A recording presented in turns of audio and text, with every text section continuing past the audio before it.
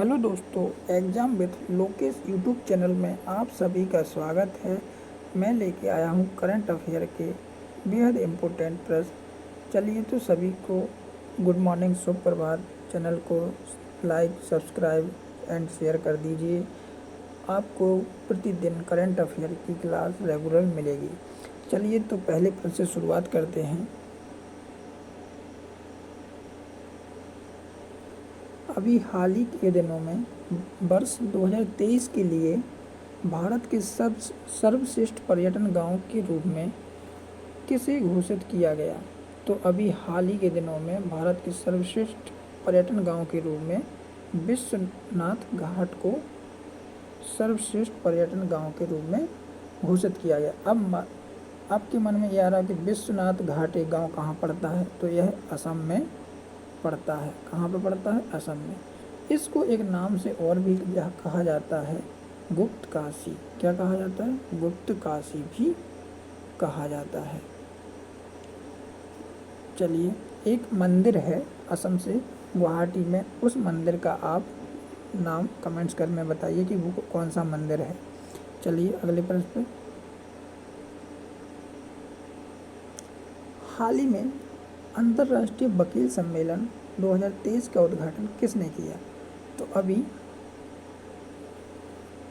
हाल ही में अंतर्राष्ट्रीय वकील सम्मेलन 2023 का उद्घाटन हमारे देश के प्रधानमंत्री श्री नरेंद्र मोदी जी ने नई दिल्ली में किया। कहाँ पर किया?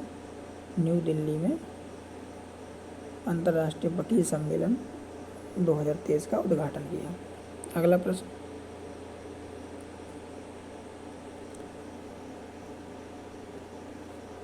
हाल ही में प्रधानमंत्री मोदी जी ने एक अंतर्राष्ट्रीय क्रिकेट स्टेडियम की आधारशिला कहाँ पर रखी?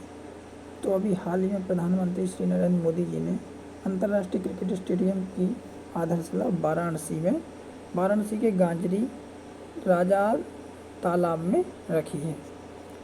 यह 450 करोड़ से बनकर तैयार होगा और 30,000 के दर्शक इस पर बैठने की कैपेसिटी होगी। कितने?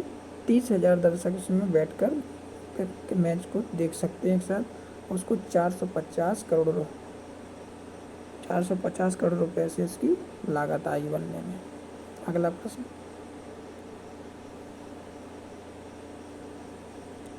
हाल ही में यूनेस्को की विश्व विरासत सूची में किस गांव को शामिल किया गया? तो अभी यूनेस्को की विश्व विरासत सूची में जागोरो चोरिया या जागोरी के गांव को यूनेस्को की विश्व विरासत में शामिल किया गया। यह कहाँ पे है? ग्रीस का एक गांव है। कहाँ पे? ग्रीस का। अगला,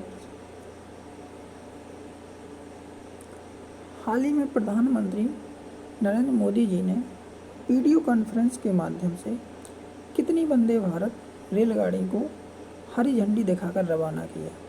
तो अभी हाल ही में प्रधानमंत्री श्री नरेंद्र मोदी जी ने 9 वंदे भारत ट्रेनों को हरी झंडी दिखाकर रवाना किया। किस माध्यम से? वीडियो कॉन्फ्रेंस के माध्यम से। अभी तक आपको एक न्यू फैक्ट बताना चाहते हैं कि अभी तक देश में 34 वंदे भारत ट्रेनें चल चुकी हैं। कितनी चल रही हैं? यानी कि अभी तक 34 टोटल 34 वंदे भारत चल रही हैं। अगला प्रश्न।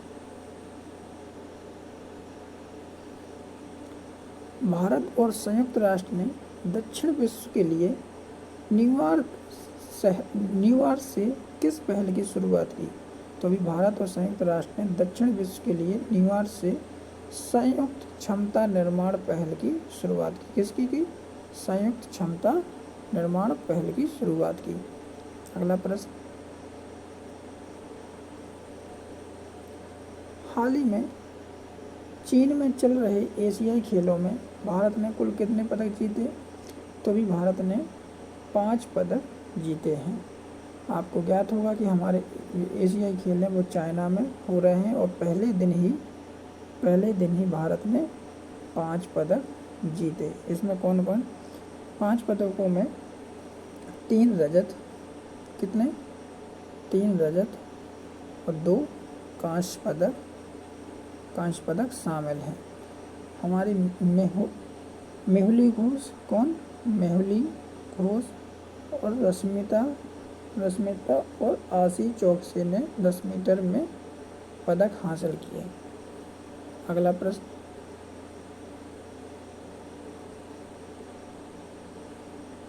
किस देश ने ग्रां प्री 2023 की मेजबानी की? तो हमारे देश ने, भारत ने ग्रां प्री 2023 की मेजबानी की है। यह ग्रेटर नोएडा में, कहाँ? ग्रेटर नोएडा में ये चल रहा है। इसमें क्या है कि भारत जो है विश्व का तीसरा सबसे बड़ा ऑटोमोबाइल निर्माता देश है। कौन है? निर्माता देश है। सबसे ज़्यादा मोटरसाइकिल ऑटोमोबाइल कहाँ पर बनते हैं? भारत में ही बनता है, लेकिन विश्व में कितने? तीसरे स्थान पर है। अगला प्रश्न, केंद्रीय नागर विमानन मंत्री ज्योतिरादित्य सिंधिया ने किस राज्य के तेजू हवाई अड्डे पर नए टर्मिनल भवन का उद्घाटन किया? तो तेजू हवाई अड्डे पर नए टर्मिनल भवन का उद्घाटन अरुणाचल प्रदेश में किया। किसने किया? हमारे केंद्रीय नागर विमानन मंत्री कौन है? ज्योतिरादित्य सिंधिया ने तेजू हवाई अड्डे पर एक नए टर्मिनल भवन का उद्घाटन किया। कहाँ पर? अरुणाचल प्रदेश में।